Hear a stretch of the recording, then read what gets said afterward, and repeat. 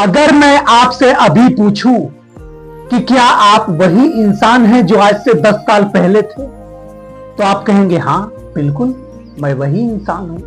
लेकिन सोचिए जरा, आज से 10 साल पहले आपका शरीर अलग था, आपकी सोच अलग थी, आपका चेहरा अलग था। बचपन में जो आपका शरीर था वो आज नहीं है। बचपन में चेहरे की जो मासूमियत थी वो आज नहीं है। बचपन में जो आपकी आवाज थी वो आज नहीं है। फिर भी आपको ऐसा लगता है कि आप वही इंसान हैं जो आज से 10 साल पहले थे। और यही प्रश्न कुरुक्षेत्र के मैदान में अर्जुन के सामने खड़ा था। आखिर वो मैं कौन है जो कभी नहीं बदलता। कुरुक्षेत्र की धरती पर अर्जुन युद्ध के लिए खड़ा था, लेकिन उसकी समस्या युद्ध नहीं थी, उसकी समस्या थी मोह। वो अपने सामने अपने ही लोगों को देख रहा था। गुरु द्रोणाचार्य, भीष्म पितामह, उसके सगे संबंधी रिश्तेदार, वो यही सोच रहा था कि अगर ये सब लोग मर गए तो फिर बचेगा क्या। अब देखिए, यही से भगवान श्री कृष्ण अर्जुन को उपदेश देना शुरू कर। क्योंकि इस संसार का सबसे बड़ा भ्रम क्या है? क्योंकि हम अपने शरीर को ही स्वयं मान लेते हैं, और यही सबसे बड़ा दुखों का कारण है। भगवान श्री कृष्ण अर्जुन से कहते हैं कि जिसके लिए तुम शोक कर रहे हो, वास्तव में वह शोक करने के योग्य है ही नहीं। यहां पर भगवान श्री कृष्ण मृत्यु की बात नहीं कर रहे हैं, यहां पर भगवान श्री कृष्ण जीवन का असल विज्ञान समझा रहे हैं। वो अर्जुन से कहते हैं कि अर्जुन, तुमने देखा नहीं एक छोटा बच्चा कैसे धीरे धीरे युवा बन जाता है और फिर वही वृद्ध बन जाता है। अब यहां पर एक बहुत गहरी बात छुपी हुई है दोस्तों। बचपन आया और चला गया, लेकिन मैं नहीं गया। जवानी आई और चली गई, लेकिन मैं फिर भी वही रहा। इसी तरह से बुढ़ापा आएगा, शरीर बदल जाएगा, चेहरा बदल जाएगी, शक्ति चली जाएगी, लेकिन अंदर जो मैं बैठा है मैं वही रहूंगा। यानी परिवर्तन सिर्फ शरीर में हो रहा है, स्वयं में कोई परिवर्तन नहीं हो रहा है। और यही बात अर्जुन को भगवान श्री कृष्ण समझा रहे। भगवान श्री कृष्ण उसी सत्य को अगले स्तर पर ले जाते हुए ये कहते हैं कि जिस तरह इस शरीर का बदलाव होना, बदलना एक नॉर्मल प्रक्रिया है, उसी तरह से मृत्यु के बाद शरीर का बदलना एक नॉर्मल प्रक्रिया है। मृत्यु के बाद आत्मा एक शरीर को छोड़कर दूसरे शरीर में प्रवेश करती है।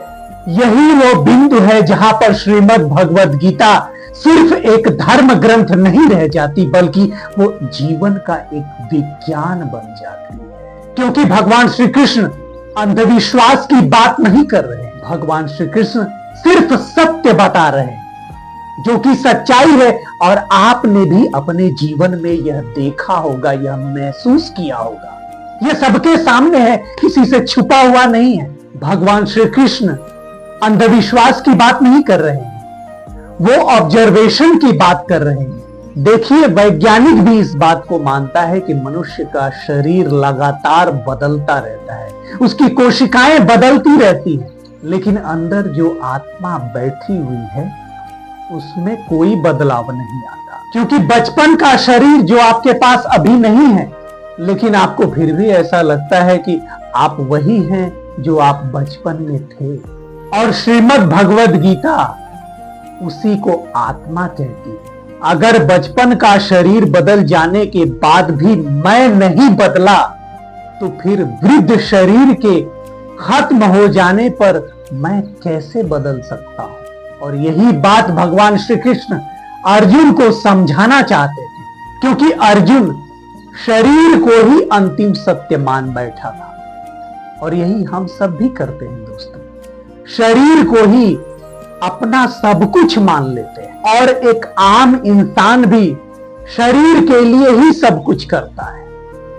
सुंदर दिखना है, अमीर बनना है, सुरक्षित रहना है, लेकिन उस तत्व को समझने का प्रयास कभी नहीं करता जो उसके अंदर बैठा हुआ है, जो यह सब कुछ देख रहा है, सब कुछ महसूस कर रहा है, उसके बारे में जानने की कभी कोशिश ही नहीं की।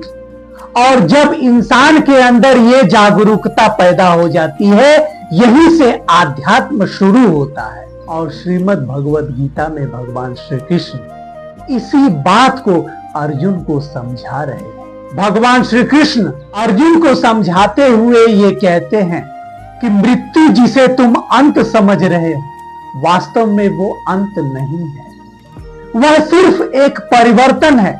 जैसे मनुष्य पुराने वस्त्र को छोड़कर नया वस्त्र धारण करता है, उसी तरह से आत्मा पुराने शरीर को छोड़कर नया शरीर धारण करती है। और यह एक साधारण सी प्रक्रिया है, बस यह अंत नहीं है।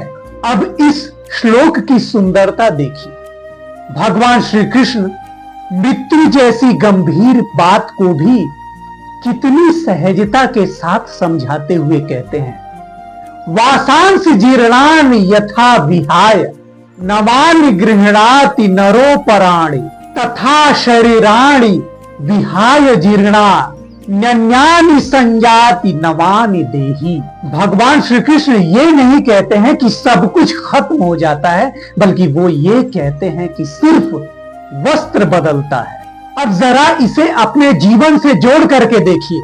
अगर आपका कोई अपना सगा आपको छोड़कर इस दुनिया से चला जाता है, तो सबसे बड़ा दुख किस बात का होता है कि वो अब दिखाई नहीं देता। लेकिन क्या प्रेम खत्म हो जाता है? क्या उससे जो आपका लगाव था वो खत्म हो जाता है? क्या आपका जो उससे रिश्ता था वो खत्म हो जाता है? क्या उसकी याद खत्म हो जाती है? क्या उसका प्रभाव खत्म हो जाता है? नहीं, आप उसे आज भी अपने दिल में महसूस कर सकते हैं, भूतकाल में बीती हुई यादों के साथ। क्योंकि इंसान सिर्फ एक शरीर नहीं है, वो चेतना है, वो शक्ति है, उसकी उपस्थिति है। और गीता इसी बात की ओर इशारा करती है।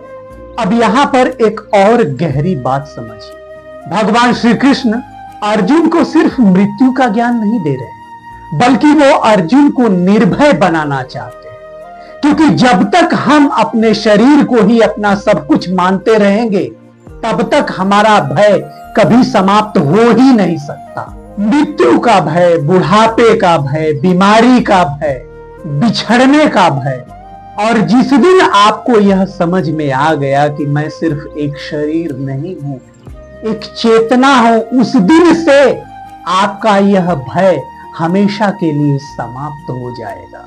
और श्रीमद् भगवद गीता का यही उद्देश्य है कि वो इंसान के अंदर छुपी हुई चेतना को जगाए, उसे महसूस करवाए कि वो आखिर में कौन है, उसे अपनी पहचान करवाए। क्योंकि हर इंसान को यह जानना बहुत ही जरूरी है कि वो कौन है। कुरुक्षेत्र सिर्फ मैदान में नहीं था, कुरुक्षेत्र अर्जुन के भीतर भी था। उसके शरीर के भीतर, मन में भी लड़ाई जारी थी। एक तरफ था मोह और एक तरफ था सत्य, एक तरफ डर, एक तरफ आत्मज्ञान। और सच कहूं तो हम जैसे लोग भी आज कुरुक्षेत्र में ही खड़े, इस जीवन रूपी कुरुक्षेत्र में। आज भी हम किसी न किसी चीज को पकड़ के बैठे हुए, रिश्ते, शरीर, पैसा, अहंकार, और डरते रहते हैं कि अगर ये सब कुछ चला गया तो मैं खत्म हो जाऊंगा। लेकिन श्रीमद् भगवद गीता धीरे से कान में कहती है कि तुम वो नहीं हो जो कभी खत्म हो जाए, बल्कि तुम वो हो जो हर परिवर्तन के बाद भी कभी खत्म नहीं होता, हमेशा बना रहता है। और इसी के साथ इस एपिसोड को यहीं पर समाप्त करने की आज्ञा दीजिए। अगर यह एपिसोड आपको पसंद आया तो वीडियो को लाइक करें और हाँ, चैनल को सब्सक्राइब जरूर करें, ताकि श्रीमद् भगवद गीता से संबंधित रहस्य आप तक नियमित रूप से पहुंचता रहे। इसी के साथ मैं आपसे विदा लेता हूं। मिलते हैं अगले एपिसोड में, तब तक के लिए जय श्री कृष्णा।